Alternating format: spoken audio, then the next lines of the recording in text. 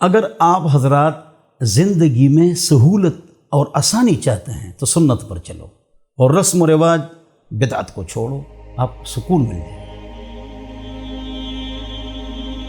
بسم اللہ والصلاة والسلام علی رسول اللہ۔ اگر ہم سنت کے مطابق زندگی گزار دیں اور بدعت سے بچ جائیں، سکون آ جائے، غلط رسم و رواج سے بچ جائیں اور سنت پر آ جائیں تو ہم کو سکون نصیب ہو جائے۔ دیکھو، ہماری غلطی یہ ہے علماء کرام کی کہ ہم نے دین میں ایسی باتیں نکالی ہیں، ڈالی ہیں جو قرآن و حدیث، صحابہ، تابعین، تبع تابعین کے زمانے میں نہیں تھی، اور ہم نے ان باتوں کو شعار بنا دیا، ضروری بنا دیا۔ لوگ یہ سمجھتے ہیں کہ فرض ہے، واجب ہے، ضروری ہے، لازم ہے۔ جیسے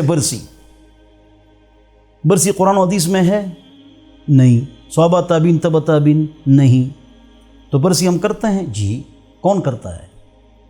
برسیاں کرو تو 6 کر لو نا، باپ دادا، امی نانی اور دادی دادی، نانا نانی، والدین، کر لو، ہر سال کرو۔ کوئی بھی نہیں کرتا۔ جس کے پاس پیسے ہیں وہ کرتے ہیں۔ چند برسیاں کر لی اور خاموش ہو گئے۔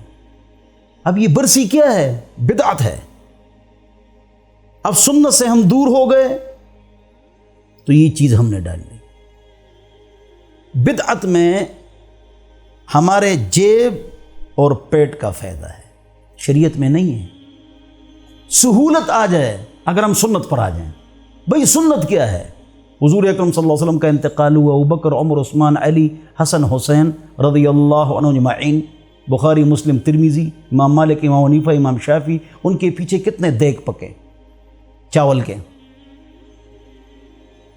کسی بھی موقع پر ایصال ثواب، ان کی طرف سے کچھ غریب کو دینا یا پیسے دینا، اس میں اختلاف نہیں ہے۔ 3 دن میں خیرات منع ہے۔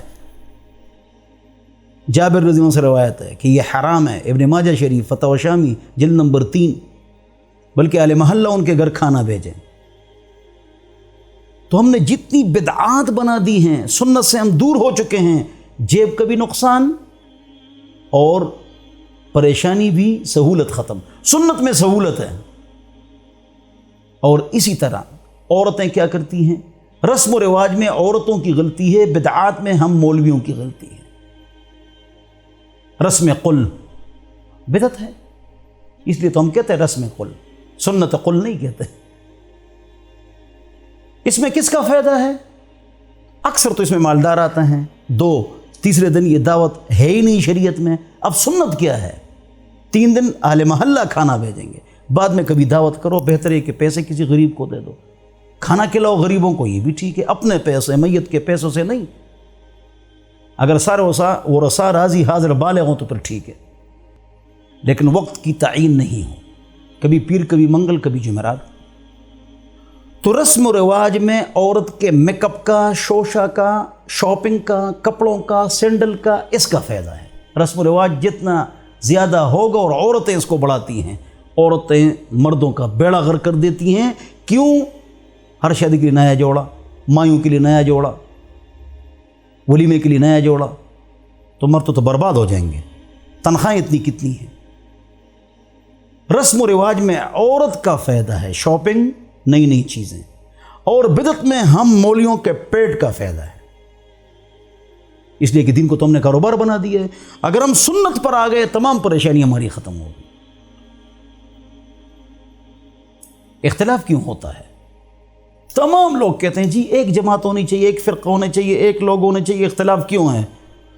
عید کے لیے اذان شروع کرو، نیا فرقہ بن گیا، نئی جماعت بن گئی، اسکول آف تھاٹ بن گیا۔ مغرب کی 3 رکعتیں، 4 رکعتیں شروع کریں، نئی جماعت بن گئی۔ بس نئی چیزیں نکالتے جاؤ، نئی جماعت، مکتب فکر، اسکول آف تھاٹ، یہ بنتا جائے گا۔ سنت پر آ جاؤ، بدعت کو چھوڑو، رسم و رواج کو چھوڑو، غلط، انشاءاللہ آپ کو سکون مل جائے گا۔ اور عورتیں اپنے خاوندوں پر رحم فرمائیں، خدا کا واسطہ۔ جوڑا کتنے کا ہے، سوٹ کتنے کا ہے، کتنا وہ خریدے گا، کب تک خریدے گا؟ میری ممانی ہے، خالہ ہے، وہ ڈبل میں ہے۔ میں نے 30 سال اس کو دیکھا کہ ایک ہی جوڑے میں سوٹ میں وہ شادیوں میں شرکت کرتی ہے۔ میں نے کہا آپا جی آپ کیوں اس طرح کرتی؟ کہہ رہے بہت خوبصورت جوڑا ہے، شادی کا جوڑا ہے، بہترین سوٹ ہے، نہایت ہی مہنگا ہے، ہاں 30 سال سے اسی کو چلا رہی ہوں۔ خاوند نہایت ہی مالدار ہے، کیوں پیسوں کو ضائع کریں، کیوں وقت کو ضائع کریں؟ تو یاد رکھو سنت پر چلو، اس میں آپ کے لیے سکون ہے، اور بدعت اور رسم و رواج اس میں آپ کے لیے پریشانی ہے۔ اللہ مجھے اور آپ کو عمل کی توفیق عطا